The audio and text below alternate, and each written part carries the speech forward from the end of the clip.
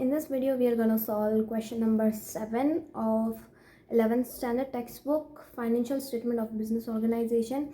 I thought this sum is perfect to start the final accounts क्योंकि थोड़ा level का भी है plus थोड़ा simple भी है. This sum is perfect to start. So without any further ado, let's quickly start. So first adjustment है closing stock of rupees 1,65,000 out of which market value of 50% stock is 10% more and market value of remaining stock is 10% less. So please always keep that in mind कि अगर closing stock की value बढ़ती है तो हम कभी भी ध्यान में नहीं लेते हैं. फाइनल अकाउंट्स में बढ़ी हुई स्टॉक की वैल्यू कभी भी ध्यान में नहीं ली जाती है और जो वैल्यू कम होती है सिर्फ वो सही हम ध्यान में लेते हैं. So let's make working note. Closing stock है रुपीज़ 1,65,000, उसका 50% 80,500 एंड रिमेनिंग 50% विच इज़ 80,500. इसमें लिखा हुआ है कि 50% स्टॉक की वैल्यू 10% मोर है, तो जिसकी वैल्यू मोर है उसको हम कभी भी ध्यान में नहीं लेते. सो दिस विल स्टे 80,500 और जो बाकी का 50% है उसकी वैल्यू 10% लेस है, तो minus 10% 8250. 82,500 minus 8250 74,250. So now we're gonna plus this amount and this amount. Plus 82,500 156,750.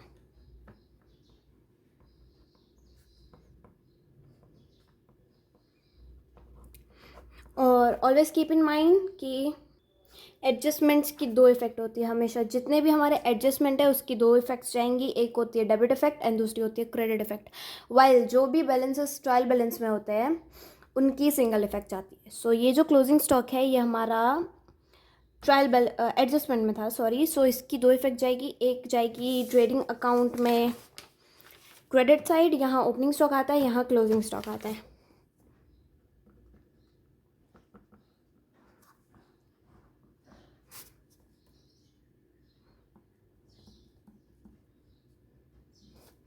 By closing stock, sorry.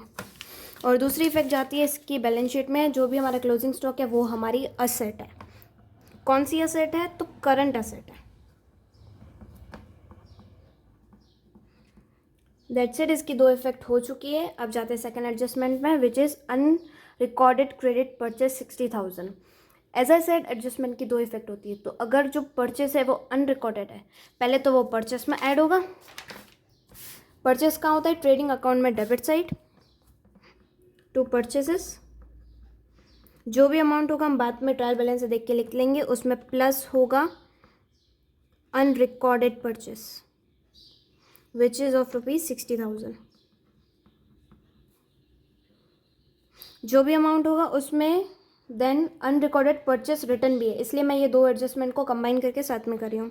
जो भी अमाउंट आएगा उसमें से माइनस अनरिकॉर्डेड परचेस रिटर्न 7,500 का. एंड इसकी जो सेकंड इफेक्ट जाएगी वो हो जाएगी बैलेंस शीट में क्रेडिटर्स में. ऑलवेज रिमेंबर जो परचेस का रिलेशन होता है वो क्रेडिटर्स के साथ होता है, बिकॉज हम फाइनल अकाउंट में अज्यूम करते हैं कि हमने जो परचेस की है वो हमने क्रेडिट पे की है. Same applies to sale. जो भी हमने सेल किया है वो क्रेडिट पे किया है, तो सेल का जो रिलेशन होता है वो हमेशा डेप्टर के साथ जाता है और जो परचेस का रिलेशन होता है वो हमेशा क्रेडिटर्स के साथ जाता है. Don't ever forget that. So creditors की अमाउंट ट्रायल बैलेंस में दी गई है. वेट कहाँ है क्रेडिटर्स? क्रेडिटर्स है 1,02,000 का. सो बैलेंस शीट में liability side creditors 1,02,000 plus unrecorded 60,000 102 plus 60 162 minus unrecorded purchase return 7,500 154,500. That's it. Purchase और परचेस रिटर्न की 2 इफेक्ट जा चुकी है। सो इसको भी कट मारते हैं, इसको भी एंड इसको भी। Next is unrecorded credit sales.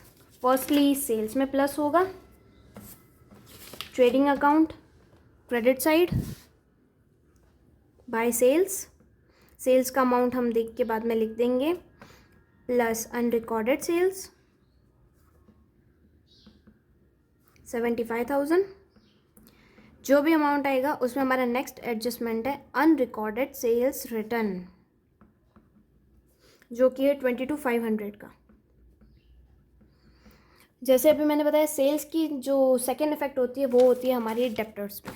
तो आ जाएंगे डेटर्स। डेटर्स का अमाउंट दिया हुआ है 1,35,000।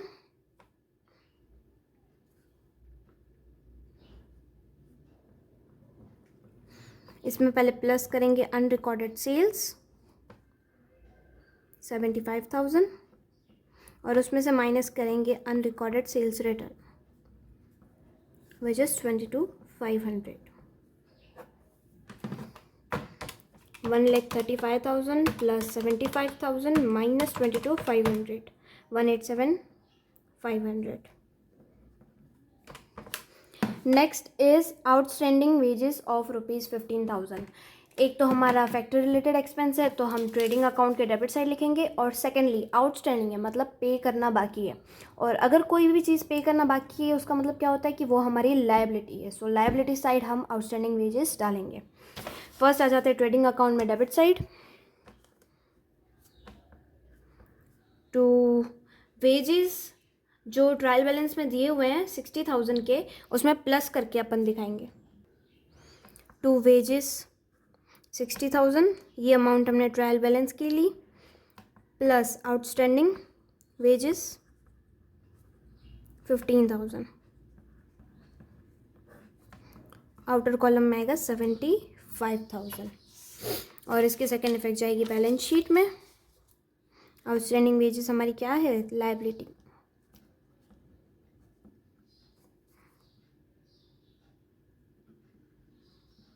$15,000 बैलेंस शीट में जितना आउटस्टैंडिंग है उतना ही अमाउंट आएगा, keep that in mind. Next adjustment है goods of 15,000 destroyed by fire and insurance company accepted a claim of whole amount. Firstly goods going out rather than sales, हमेशा purchase में से क्या होता है तो माइनस होता है। इसमें से जो भी अमाउंट आएगी उसमें से वापस माइनस करेंगे हम कौन सा, goods burn bye fire.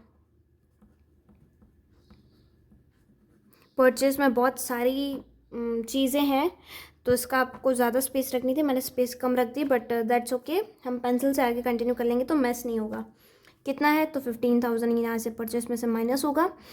And insurance company accepted the claim of whole amount, हमें कोई भी तरह का लॉस या नहीं हुआ क्योंकि इंश्योरेंस कंपनी ने हमें पूरा का पूरा क्लेम दे दिया, तो ये हमारी असेट है इंश्योरेंस क्लेम।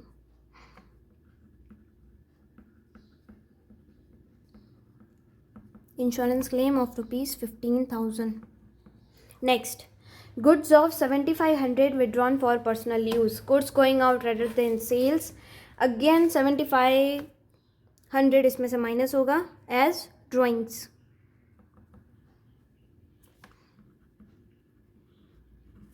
$7,500 और ये क्या होगा, ड्राइंग्स में ऐड होगा। यहाँ आएगा कैपिटल प्लस नेट प्रॉफिट, जो अमाउंट आएगा उसमें से माइनस होंगी ड्राइंग्स, और वो ड्राइंग्स में हम प्लस करेंगे एडिशनल ड्राइंग्स। कितने की है तो 7,500। Next is labour charges of installation of machinery 7,500 wrongly debited to labour charges. अब देखो मशीनरी को परचेस करते टाइम जो भी तरह का एक्सपेंस होता है वो मशीनरी में ही ऐड होना चाहिए, ये हमारा रूल है फाइनल अकाउंट्स का। मशीनरी हो, फर्नीचर हो, वॉट उसमें ऐड होना चाहिए। बट हमने क्या कर दिया तो गलती से लेबर चार्जेस में ऐड कर दिया, तो अभी मशीनरी में ऐड करना रह गया है तो उसमें ऐड कर देंगे, और लेबर चार्जेस में गलती से हमने डेबिट कर दिया था तो क्रेडिट मतलब उसमें से माइनस करेंगे। So let's quickly put on this 2 effects. Firstly आएगा बैलेंस शीट में मशीनरी, मशीनरी की वैल्यू दी हुई है 1,35,000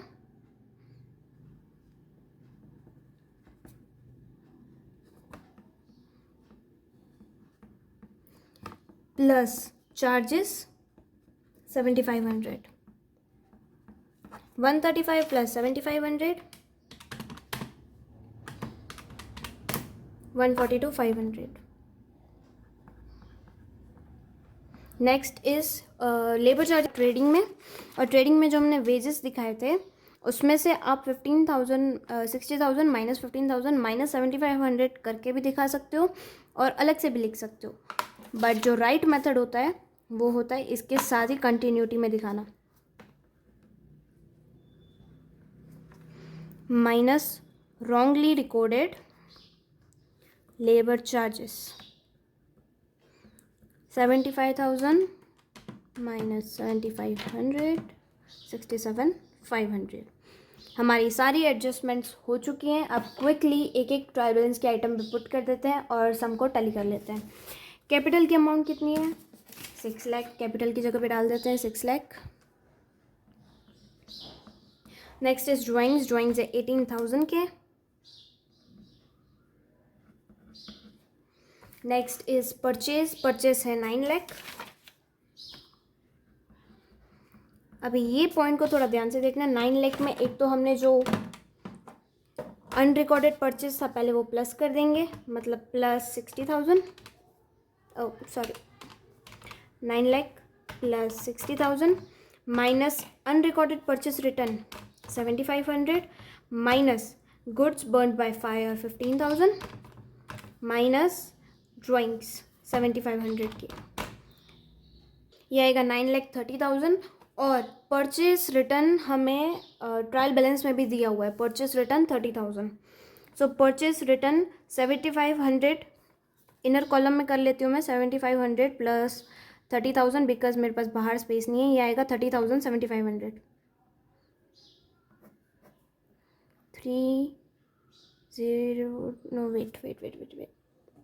37,500।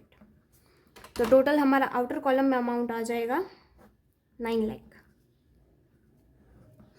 अगेन जो हमारा 9 लाख था उसमें हमें 60,000 unrecorded purchase minus total purchase return हमारा होता है 37,500। वो कैसे? तो 7,500 एडजस्टमेंट का प्लस 30,000 जो है वो ट्रायल बैलेंस का, माइनस 37,500 माइनस 15,000 जो हमारे गुड्स जल गए थे, और माइनस हमने ड्राइंग्स ली थी गुड्स की 7,500 की, आया 9 लाख। अब आते हैं सेल्स पे। तो सेल्स का अमाउंट है 15 लाख।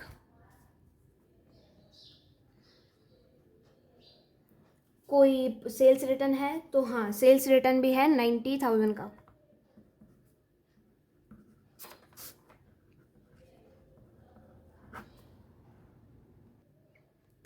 $15 लाख प्लस 75,000 का unrecorded sales minus 22,500 sales return और माइनस ट्रायल बैलेंस का 60,000 का है, मेरी देखने में मिस्टेक हो गई, तो ये बाहर अमाउंट आएगा 14,92,500। नेक्स्ट इज कैपिटल ड्राइंग्स हो गया, purchase sale, purchase return, sales return and stock of 1,414। हमारा फाइनेंशियल ईयर एंड हो रहा है 31/3/15, मतलब ये ओपनिंग स्टॉक है। Opening stock of 98,000। Trial balance में debit side,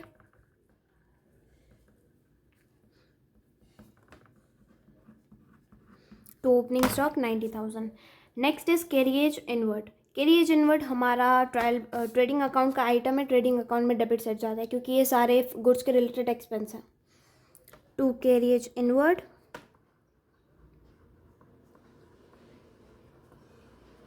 15,000। Next is salary. Salary हमारा P&L का खर्चा है, तो to salary 1,80,000। Next is wages हो गया, हमारा ऑफिस एक्सपेंस है 1,20,000 का। ऑफिस एक्सपेंस भी हमारा P&L का आइटम है।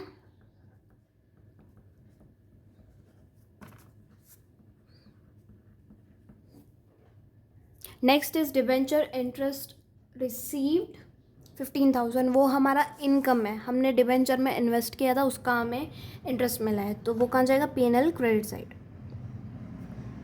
Bye debenture interest 15,000।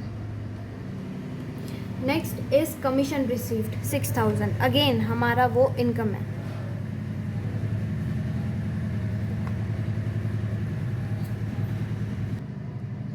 Next is 10% bank loan of 3 lakh, sorry उसके पहले है discount received,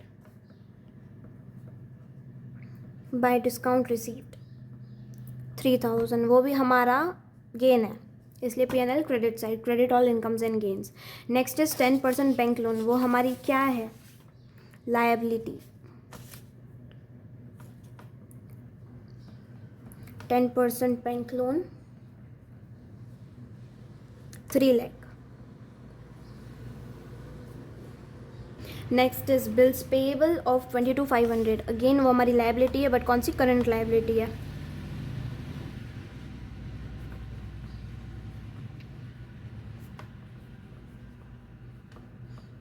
next is debtors, जो हमारा हो चुका है। नेक्स्ट है बिल्स रिसीवेबल ऑफ 45,000, और डेटर्स की कोई और आगे एडजस्टमेंट नहीं आई, तो ये अमाउंट को हम शिफ्ट कर देंगे आउटर कॉलम में।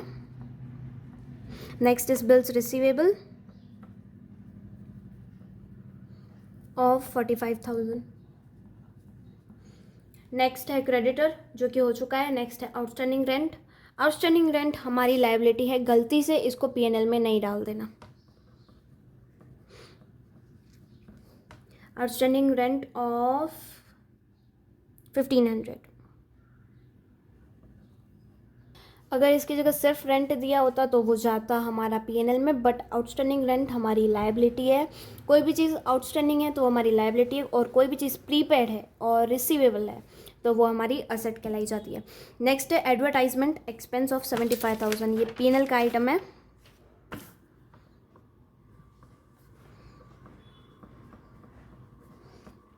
कितना है, 75,000। नेक्स्ट है stationery and printing expense, again हमारा एक्सपेंस है।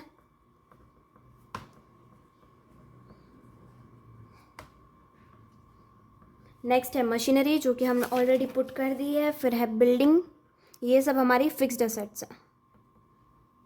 बिल्डिंग 4,50,000, कोई भी टाइप की एडजस्टमेंट नहीं है, इसलिए डायरेक्ट आउटर कॉलम में शिफ्ट कर रहे हैं। नेक्स्ट है फर्नीचर 90,000।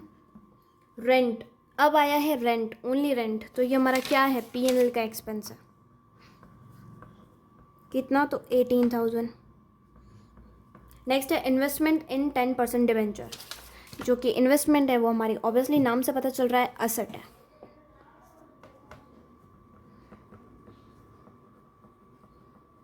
$10% इन्वेस्टमेंट इन डिवेंचर 1,50,000। नेक्स्ट है बैंक लोन इंटरेस्ट, जो बैंक लोन इंटरेस्ट है वो हमारा एक्सपेंस है।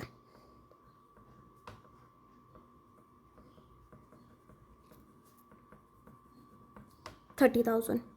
हमने सारी एडजस्टमेंट और ट्रायल बैलेंस के आइटम पुट कर दिए। लेट्स क्विकली इसको टैली कर लेते हैं। ट्रेडिंग अकाउंट का टोटल निकालते हैं पहले। क्लियरली क्रेडिट साइड ज़्यादा है, 14,92,000 plus 156,750, the total is 16,48,750।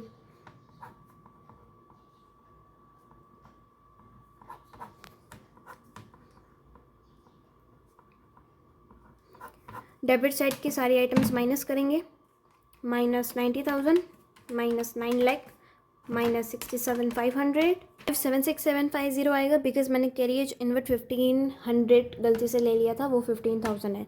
So 15,000 minus करोगे 576,750 आ जाएगा। इसको हम शिफ्ट करेंगे P&L अकाउंट में। क्रेडिट साइड, ग्रॉस प्रॉफिट होता है तो क्रेडिट साइड आता है, लॉस होता है तो डेबिट साइड आता है।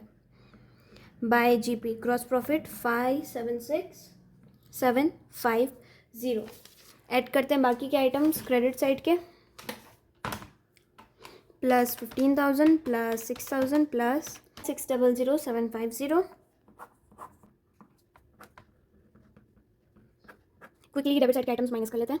600,750 minus 1,80,000 minus 1,20,000 minus 75,000 minus 9,000 minus 18,000 minus 30,000, 168,750 to net profit. अब फाइनली ये नेट प्रॉफिट को हम लेके जाएंगे बैलेंस शीट में। इसको कैपिटल में प्लस कर देंगे तो अमाउंट आएगा 768,750। उसमें से ये दो अमाउंट ड्राइंग्स के माइनस होंगे। minus 18,000 minus 7,500 743,250. अब बैलेंस शीट को टैली कर लेते हैं. दोनों साइड के अमाउंट सेम आने चाहिए, विच मीन्स आपका सम करेक्ट है. अगर टोटल सम नहीं आ रहा है तो समझ जाओ कहीं ना कहीं मिस्टेक हमारी है.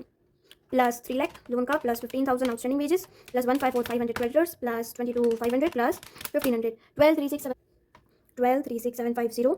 इस साइड का भी अमाउंट 12,36,750 आना चाहिए. मैं ये सारी आइटम्स ये अमाउंट में से माइनस कर देती हूँ. अगर एंड में जीरो बचता है विच मीन्स हमारा सम करेक्ट है. Minus 1,87,500, minus 1,56,750, minus 15,000, minus 45,000, minus 1,50,000, minus 90,000, minus 4,50,000, minus 142,500, zero, which means हमारा सम टैली हो चुका है. If you want you can take screenshots of this is trading account, P&L account and balance sheet. Thank you.